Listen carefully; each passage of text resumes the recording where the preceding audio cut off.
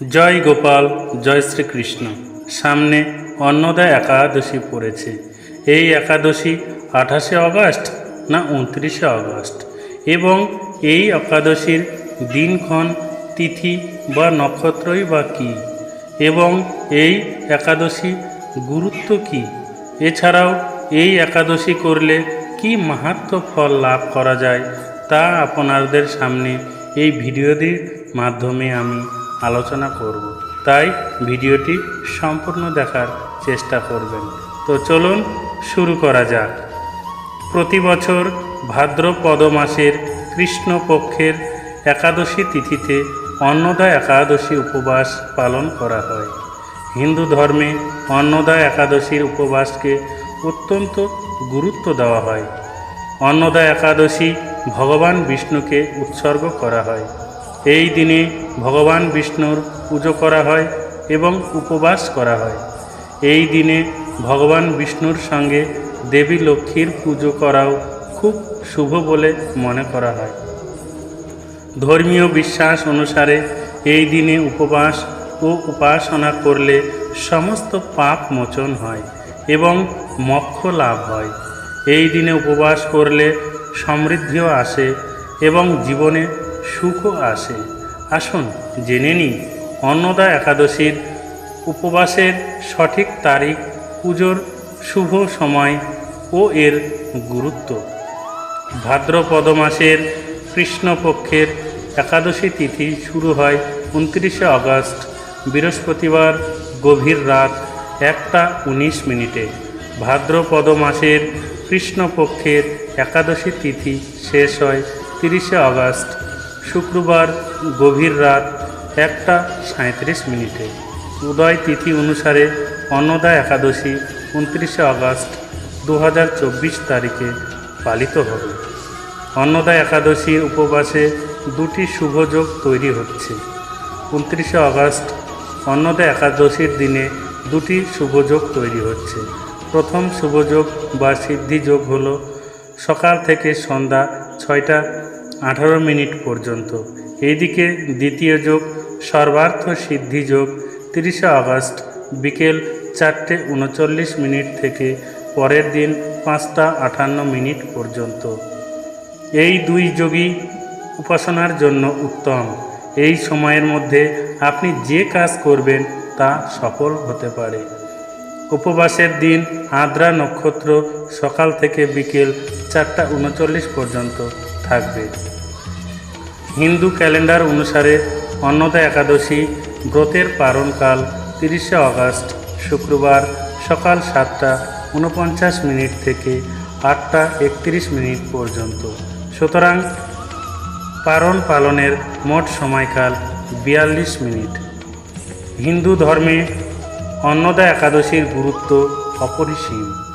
এই উপবাসকে ভগবান বিষ্ণুকে খুশি করার জন্য একটি বড় সুযোগ বলে মনে করা হয়।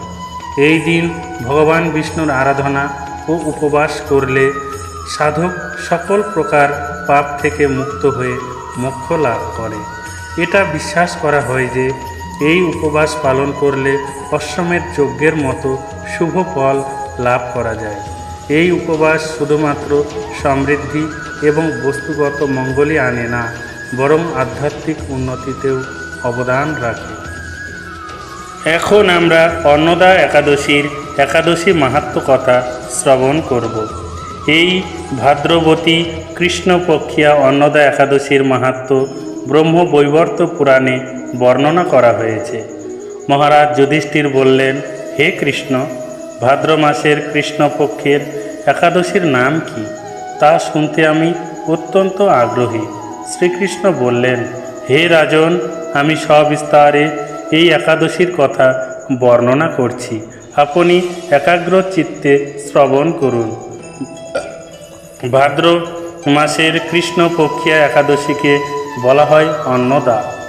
এই তিথি সর্বপাপ বিনাশিনী। যিনি শ্রীহরির অর্চনে এই ব্রত পালন করেন তিনি সর্বপাপ মুক্ত হন। এমনকি এই ব্রতের নাম শ্রবণেই রাশি রাশি পাপ বিদূরিত হয়ে যায়। এই ব্রত প্রসঙ্গে একটি পৌরাণিক ইতিহাস রয়েছে। প্রাচীনকালে হরিশ্চন্দ্র নামে এক নিষ্ঠাপরায়ণ সত্যবাদী চক্রবর্তী রাজা ছিলেন। পূর্ব কর্মফল ও প্রতিজ্ঞা সত্যতা রক্ষায় তিনি রাজ্যভ্রষ্ট হন। অবস্থা এমন হলো যে তিনি নিজের স্ত্রী, পুত্র এবং অবশেষে নিজেকেও পর্যন্ত বিক্রি করতে বাধ্য হলেন। হে রাজেন্দ্র, এই পুণ্যবান রাজা চণ্ডালের দাসত্ব স্বীকার করেও সত্য রক্ষার্থে দৃঢ় নিষ্ঠা প্রদর্শন করেছিলেন। তিনি শ্মশানে মৃত ব্যক্তির বস্ত্রও কররূপে গ্রহণ করতেন। এইভাবে তার বহু বছর কেটে গেল। দুঃখ সাগরে নিমজ্জিত হয়ে কি করি, কোথায় যাই, কিভাবে এ দুঃখ দুর্দশা থেকে উদ্ধার পাই, এই চিন্তায় তিনি দিন রাত্রি বিভোর হলেন। এমন সময় দৈবক্রমে পর দুঃখী গৌতম ঋষি রাজার কাছে এলেন। রাজা মুনিকে দর্শন করে ভক্তি ভরে প্রণাম করলেন। করজোড়ে তার সামনে দাঁড়িয়ে একে একে নিজের সমস্ত কথা জানালেন। রাজার দুঃখের কথা শুনে মুনিবর বিস্ময়াপন্ন হলেন। অত্যন্ত ব্যথিত হয়ে তিনি বললেন, হে রাজন, ভাদ্র মাসের কৃষ্ণপক্ষের একাদশী অন্নদা নামে জগতে প্রসিদ্ধ। আপনি এই ব্রত পালন করুন। এই ব্রত প্রভাবে আপনার সমস্ত পাপের বিনাশ হবে। আপনার ভাগ্যবশত আগামী 7 দিন পরেই এই তিথির আবির্ভাব হবে। ওই দিন উপবাস থেকে রাত্রি জাগরণ করবেন। এইভাবে ব্রত উদযাপনে আপনার সমস্ত পাপক্ষয় হবে। হে রাজন, আপনার পুণ্য প্রভাবে আমি এখানে এসেছি জানবেন। এই কথা বলে গৌতম মুনি অন্তর্হিত হলেন। ঋষিবরের উপদেশ মতো তিনি শ্রদ্ধা সহকারে সেই ব্রত পালন করলেন। তার ফলে তার সমস্ত পাপ দূর হল। হে মহারাজ, এই ব্রতের প্রভাব শ্রবণ করুন। যথাবিধি এই ব্রত পালনে বহু বছরের দুঃখ ভোগের অবসান হয়। ব্রতের প্রভাবে রাজা হরিশ্চন্দ্রের সকল দুঃখ সমাপ্ত হল। পুনরায় তিনি স্ত্রীকে ফিরে পেলেন এবং তার মৃত পুত্রও জীবিত হল। আকাশ থেকে দেবগণ দুন্দিবি বাদ্য ও পুষ্প বর্ষণ করতে লাগলেন। নিষ্কণ্টক রাজ্য সুখ ভোগ করে অবশেষে আত্মীয় স্বজন ও নগরবাসী সহ স্বর্গ গমন করলেন তিনি। যে মানুষ নিষ্ঠা সহকারে এই ব্রত পালন করেন তিনি শ্রীহরির চরণে ভক্তি লাভ করেন, অবশেষে দিব্যধামে গমন করেন। এই ব্রতের মাহাত্ম্য পাঠ ও শ্রবণে অশ্বমেধ যজ্ঞের ফল লাভ করা যায়। আশা করি অন্নদা একাদশী সম্পর্কে তিথি, নক্ষত্র এবং তার গুরুত্ব ও এই একাদশীর মাহাত্ম্য কথা শ্রবণ ভালোভাবে বুঝতে পেরেছেন। তো সামনে একাদশী আসছে, আপনারা সেই দিন ভালোভাবে উপবাস করে ভগবানের চরণে নিজেকে সমর্পণ করে দিন রাত্রি জাগরণ করবেন এবং ভগবানের কৃপা লাভ করবেন। তো সবাই ভালো থাকবেন, সুখে থাকবেন। ঈশ্বর আপনার মঙ্গল করুন। জয় শ্রীকৃষ্ণ, জয় রাধে, জয় গোবিন্দ, জয় গোপাল, জয় বিষ্ণু, জয় গোলক, জয় বৃন্দাবন।